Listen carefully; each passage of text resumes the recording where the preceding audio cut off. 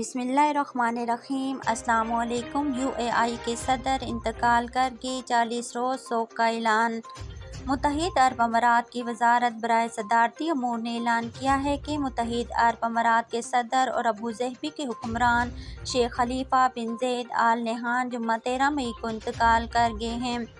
وزارت کے بیان کے مطابق وزارت صدارتی امور متحدہ عرب امارات کے صدر عزت مآب شیخ خلیفہ بن زید آل نہیان کے انتقال پر متحدہ عرب امارات اور اسلامی قوم اور دنیا کے عوام سے تعزیت کا اظہار کرتی ہے۔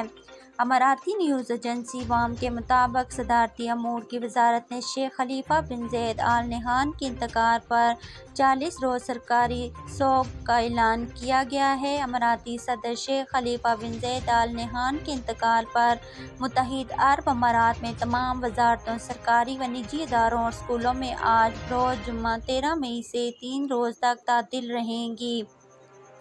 شیخ خلیفہ بن زید آل نہیان 3 نومبر 2004 کو متحدہ عرب امارات کے صدر اور ابوظہبی کے حکمران بنے تھے۔ اب تک کے لیے اتنا ہی۔ مزید خبروں کے لیے دیکھتے رہیے کویت نیوز سینٹر۔ مجھے دیجیے اجازت۔ اللہ حافظ۔